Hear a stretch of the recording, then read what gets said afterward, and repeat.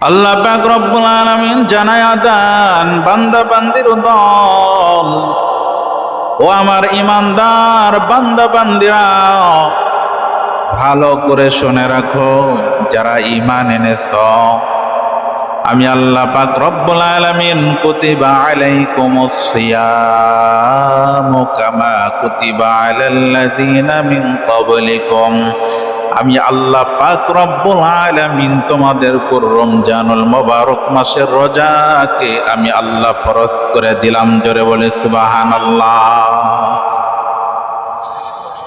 এরা নবীর উম্মতের দল, আল্লাহ পাক রব্বুল আলামিন অপর আয়াতের মধ্যে ডাক দেয়া বলেন, কামা কুতিবা আলাল্লাযীনা মিন ক্বাবলিকুম লাআল্লাকুম তাত্তাকুনা, আমি আল্লাহ পাক রব্বুল আলামিন তোমাদের উপর রমজানের রোজাগুলোকে ফরজ করলাম। ব্যাপারটা এমন নয়, আমি আল্লাহ পাক রব্বুল আলামিন তোমাদের পূর্ববর্তী নবীর উম্মতদের উপরে আমি রমজানুল মুবারক মাসের রোজাকে আমি আল্লাহ তাআলা ফরজ করেছিলাম, লাআল্লাকুম তাত্তাকুন, যেন তোমরা তাকওয়া অর্জন করতে পারো। জোরে বলে সুবহানাল্লাহ।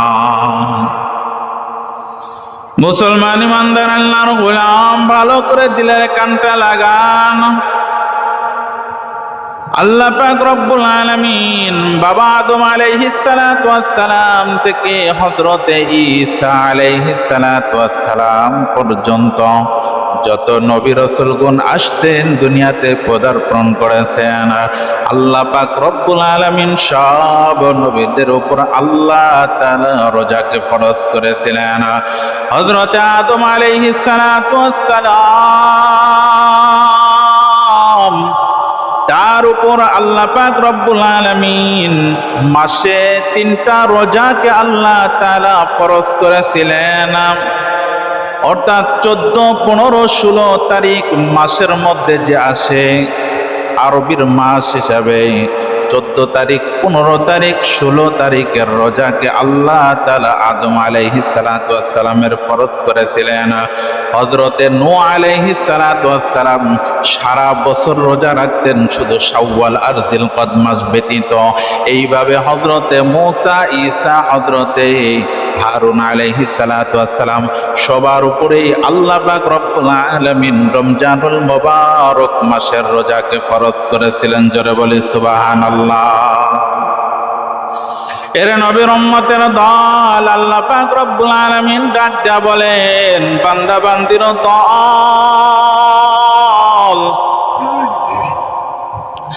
ফামান শাহিদা মিনকুমুশ শাহরা ফালইয়াসুম, ও ঈমানদার বান্দা বান্দিরা, তোমরা যারা রমজানুল মুবারক মাসের মতো একটা বরকতওয়ালা মাস পেয়েছ, তোমরা এই বরকতওয়ালা মাসে তোমরা রমজানুল মুবারক মাসের রোজা তোমরা রাখো। জোরে বলে সুবহানাল্লাহ। মুসলমান ইমানদার আল্লাহর গোলাম, সেজন্য মায়ার নবী, দয়ার নবী, রাহমাতাল লিল আলামিন ডাক দেয়া বলেন, আহফু হিলাল শাবান লিরমাদান, মায়ার নবী, দয়ার নবী, রাহমাতাল লিল আলামিন বলেন, তোমরা শাবান মাসের তারিখগুলো গণনা করে রাখো, গুনে গুনে রাখো, দিনগুলো গুনে গুনে রাখো।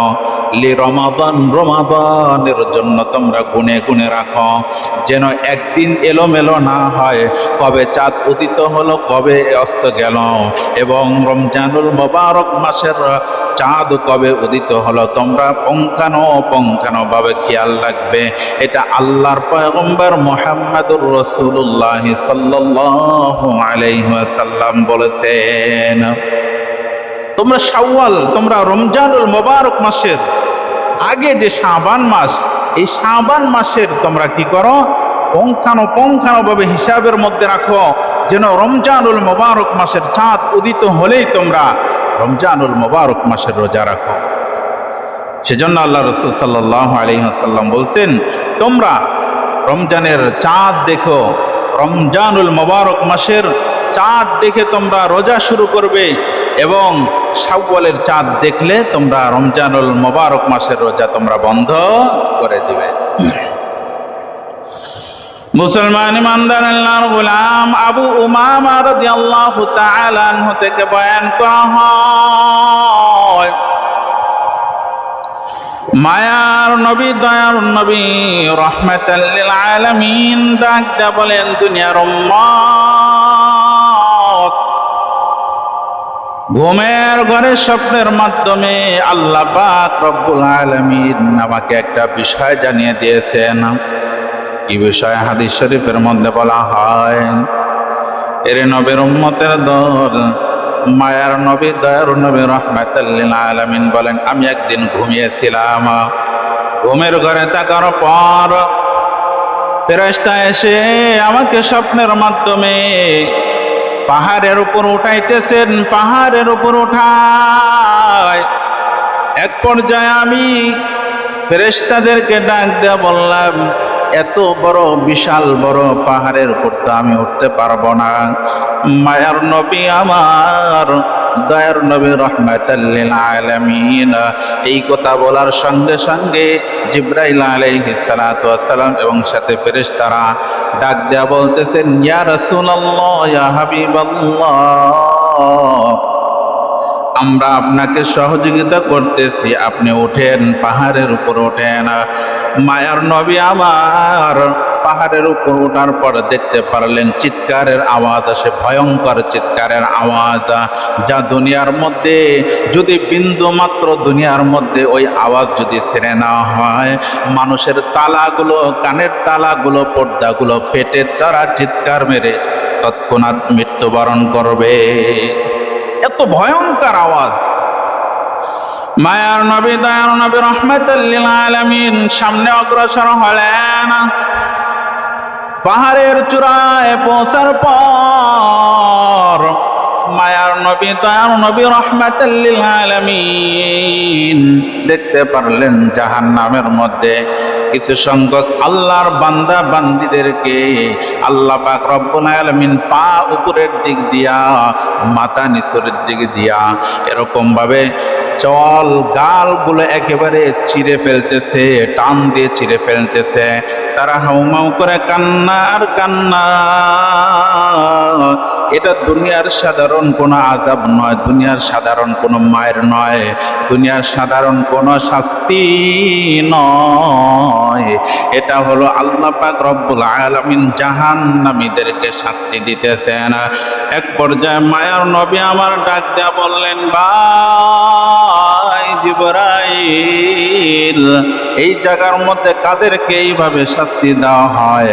আল্লাহর পয়গম্বরকে তখন ডাক দিয়া বললেন, ইয়া রাসূলুল্লাহ, ইয়া হাবিবাল্লাহ, যারা রমজানুল মোবারক মাসের মতো বরকতময় একটি মাস পেয়েছিল, তারপরে রমজানুল মোবারক মাসের রোজা রাখে নাই, ইফতারের আগেই তারা পানাহার করেছেন, খাওন খেয়েছেন, তাদের জন্য আল্লাহ পাক রব্বুল আলামিন আজকে এরকম শাস্তির ব্যবস্থা করেছেন। জোরে বলি নাউযুবিল্লাহ।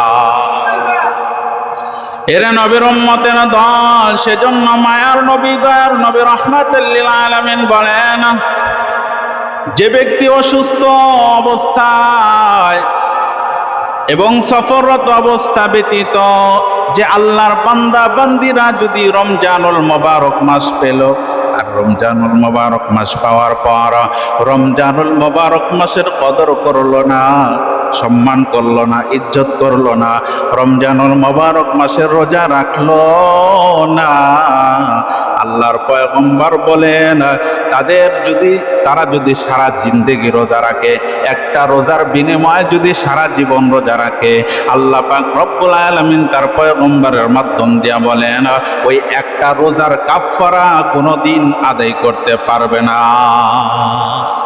আল্লাহু আকবার বলেন। কি মনে করেছেন রমজানুল মোবারক মাস পেয়েছেন আর হেলায় ধুলায় কাটাবেন? এটা মুসলমানের চরিত্র হতে পারে না। সেজন্যই বললাম, রমজানুল মোবারক মাস আসলে কিছু মানুষের অন্তর আনন্দে আত্মহারা হয়ে যায়, আনন্দে নেচে ওঠে, আর কিছু মানুষের মুখ অন্ধকার হয়ে যায়। কথা বলেন ঠিক কি না? ব্যবসা বাণিজ্যের কি অবস্থা হবে? বিশেষ করে হোটেল আলারা ব্যবসা বাণিজ্যের কি অবস্থা হবে? সবার কথা আবার বলতেছি না, সবাই রাগ করেন না। অনেক আল্লাহর বান্দারা ভালো ভালো ব্যবসায়িকও আছে, কথা বলেন ঠিক কিনা? সেজন্য আসুন রমজানুল মোবারক মাসে আপনার চুলার মধ্যে যেন আগুন না জ্বলে, দিনের বেলায় যেন রান্না বান্না করার জন্য, রোজা ভাঙ্গার জন্য আপনার চুলার মধ্যে যেন আগুন না জ্বলে। দুনিয়ার আগুন দেখতেছেন কি আগুন, জাহান্নামের মধ্যে এর চাইতে দ্বিগুণ, এর চাইতে 70 গুণ বেশি আগুনের মধ্যে জ্বলতে হবে। আল্লাহর ভয় যদি আপনার অন্তরের মধ্যে থাকে, অবশ্যই আপনি রমজানুল মোবারক মাসের রোজা রাখবেন। কত বড় বেহায়া আর কত বড় নির্লজ্জ! প্রাপ্ত বয়স্ক, শরীরের ফিটনেস সব কিছু ঠিকঠাক আছে, আল্লাহর বান্দা জীবনে একটা রোজাও করে না, এরকম আল্লাহর বান্দা আমার নজরে আছে। নাউজুবিল্লাহ বলেন। কি মনে করেছেন আল্লাহ এত সুন্দর দেহ দান করলো, আর রমজানুল মোবারক মাসের আল্লাহ তাআলা একটা মাস রোজাকে ফরজ করলো, আর আপনি হায়াওয়ান জানোয়ার যেভাবে খায়, কুকুর শুকুরগুলো যেইভাবে দিনের বেলায় খায়, গরুগুলো যেইভাবে দিনের বেলায় খায়, বকরিগুলো যেইভাবে দিন নাই রাত নাই 24 ঘন্টা খায়, আপনিও মানুষ তাদের মতো আচরণ করলেন। তাহলে গরু, শুকুর, ভেড়া, বকরি আর আপনার মধ্যে তোফাতটা কোথায়? তোফাতটা কোথায় বলেন? সেজন্য আসুন দৃঢ় প্রতিজ্ঞা করেন, অতীতে যা করেছেন ভুলে যান, আল্লাহর কাছে তওবা করেন। অতীতে যা করেছেন আল্লাহর কাছে তওবা করেন, আল্লাহ তাআলা মাফ করে ওয়ালা। ভবিষ্যতে ইরাদা করেন, আর একটা দিন পরে রমজানুল মোবারক মাসের রোজা শুরু হবে, অবশ্যই দৃঢ় প্রতিজ্ঞা করেন আমার আপনার জন্য একটা রোজাও যেন ছুটে না যায়। এরকম ইরাদা করতে পারি কি পারি না? ইনশাআল্লাহ। আল্লাহ তাআলা আমাদেরকে তৌফিক দান করেন বলি আমিন।